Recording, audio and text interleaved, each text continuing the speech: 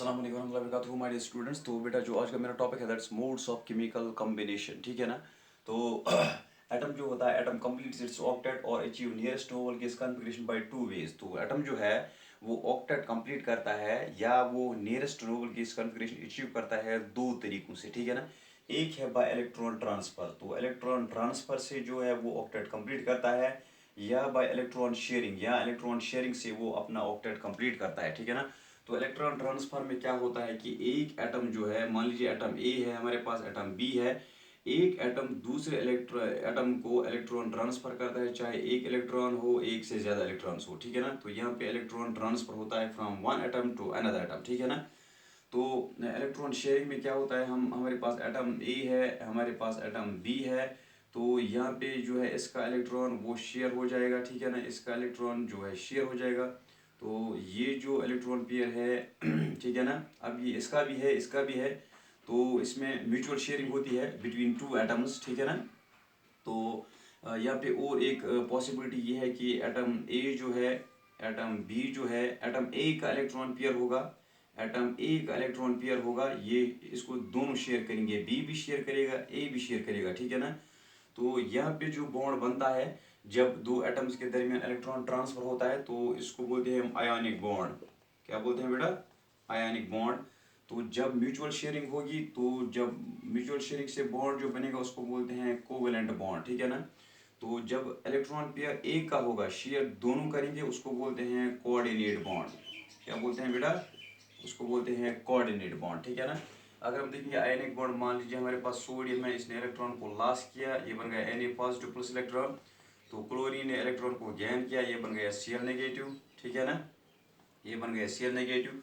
अब जो है Na पॉजिटिव Cl नेगेटिव है, अब Na पॉजिटिव Cl नेगेटिव के दरमियान जो ये इलेक्ट्रोस्टैटिक फोर्स ऑफ अट्रैक्शन है, ये है बेटा आयनिक बॉन्ड, ये है आयनिक बॉन्ड, ठीक है ना। तो अगर हम यहाँ पे देखेंगे कोवेलेंट बॉन्ड में क्या होता है, एग्जांपल देखेंगे, हमारे पास हाइड्रोजन है, दूसरा हाइड्रोजन है, इसका एक इलेक्ट्रॉन है, इसका एक इलेक्ट्रॉन है, ठीक है ना। तो ये जो इलेक्ट्रॉन है ये जो शेयर हो जाएगा, इलेक्ट्रॉन पेयर शेयर हो जाएगा।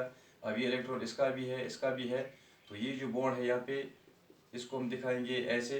तो ये है बेटा कोवेलेंट बॉन्ड, ये है बेटा कोवेलेंट बॉन्ड, ठीक है ना। तो तीसरी पॉसिबिलिटी ये है कोऑर्डिनेट बॉन्ड में कि एक एटम कंट्रीब्यूट करेंगे इलेक्ट्रॉन पेयर, शेयर दोनों करेंगे, ठीक है ना। तो हमारे पास है अमोनिया, ये NH, तो यहाँ पे इलेक्ट्रॉन पेयर है, तो यहाँ से प्रोटॉन आया, इसने इलेक्ट्रॉन पेयर इसको डोनेट किया, ठीक है ना।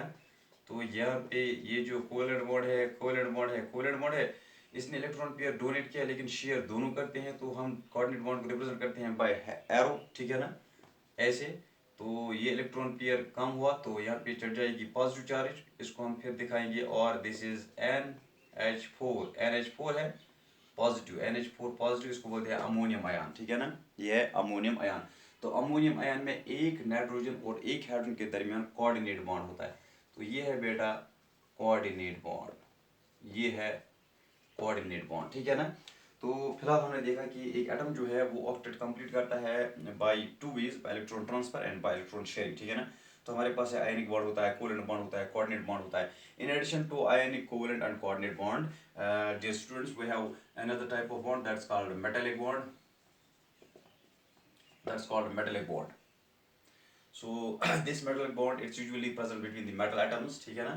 तो and then we have the another type of intermolecular forces, we have a bond that's called hydrogen bond, and we have forces, van der Waals forces, ठीक है ना।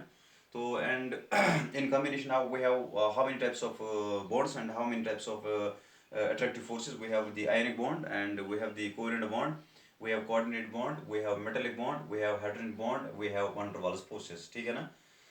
So this was all about today's topic, that's modes of chemical combination, that is atom completes its octet or achieve nearest noble gas configuration by two ways, either it involves electron transfer or it involves the electron sharing.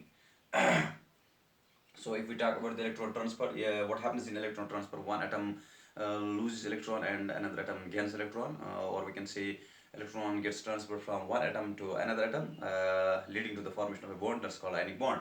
And in case of electron sharing, what happens, both the atoms, they mutually share their electrons, and the bond which is formed when the electrons are mutually shared between two atoms, that's called covalent bond. And then we have another type of bond, that is coordinate bond, in which only one atom contributes the electron pair, and but it is shared by both the atoms, and that bond is called a coordinate bond.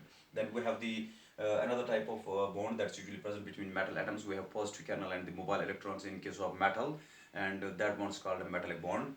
And we have the hydrogen bond, which is usually formed between the most electronegative atom of one molecule and the hydrogen of another molecule, and that's called a hydrogen bond.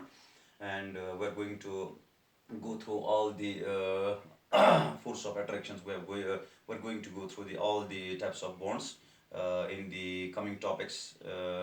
Okay. Then we have the forces, weak forces, which are called van der Waals forces. And these van der Waals forces, we are also going to learn them in the unit that is states of matter. So this was all about today's topic. Thanks for watching.